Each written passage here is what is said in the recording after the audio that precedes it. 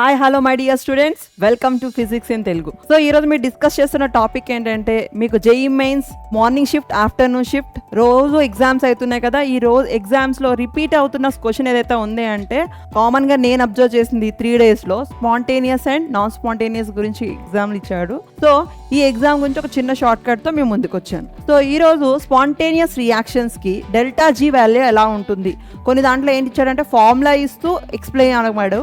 లేదు అంటే delta H, delta s and delta H values positive ఉంటాయా, నెగిటివ్ ఉంటాయా, లేక <0 గ్రేటర్ దెన్ 0 అని అడిగాడు. సో మీరు కన్ఫ్యూజ్ అవ్వకుండా సింపుల్ లాజికల్ ఉపయోగించుకుంటే సరిపోతుంది. స్పాంటేనియస్ రియాక్షన్స్కి డెల్టా జీ వాల్యూ అనేది నెగిటివ్గా ఉంటుంది. So delta G value is nothing but delta H minus T delta S. ఎప్పుడు ఇది నెగిటివ్ వాల్యూ వస్తుందమ్మా? డెల్టా హెచ్ నెగిటివ్ అయితే గనక అప్పుడు మీకు టోటల్ వాల్యూ నెగిటివ్ వస్తుంది. ఇది అప్పుడు డెల్టా ఎస్ వాల్యూ ఖచ్చితంగా ఎలా ఉండాలి? పాజిటివ్ ఉంటేనే negative value minus a positive value get negative value. So delta S ఎలా ఉండాలి? నెగిటివ్ ఉండాలి. నెగిటివ్ అంటే ఎలా ఉంటుంది? మీ గ్రాఫ్ పేపర్ రిమైండ్ చేసుకోండి.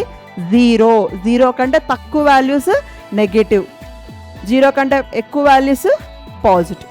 సో ఇది మైండ్లో పెట్టుకుంటే మీకు ఈజీగా అర్థమైపోతుంది. అది greater than or equal to, greater than or less than అడిగినా, లేక పాజిటివ్ నెగిటివ్ అడిగినా ఈ ఫార్ములా గుర్తుపెట్టుకోండి, ఈ లాజిక్ గుర్తుపెట్టుకోండి, అంతే సరిపోతుంది. Non spontaneous reaction. So spontaneous negative అయింది కాబట్టి నాన్ స్పాంటేనియస్ ఏమవుతుంది మై డియర్ స్టూడెంట్? ప్లస్ అవుతుంది. ఎప్పుడు ప్లస్ వాల్యూ వస్తుంది? డెల్టా హెచ్ వాల్యూ పాజిటివ్ అయి ఉండి డెల్టా ఎస్ వాల్యూ అనేది నెగిటివ్ ఉంటే, negative of negative.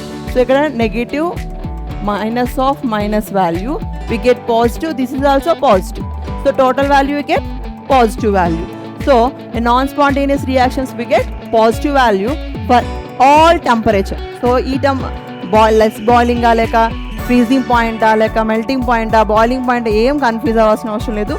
In all temperatures the spontaneous reactions the delta g value negative and the non spontaneous the delta g value positive.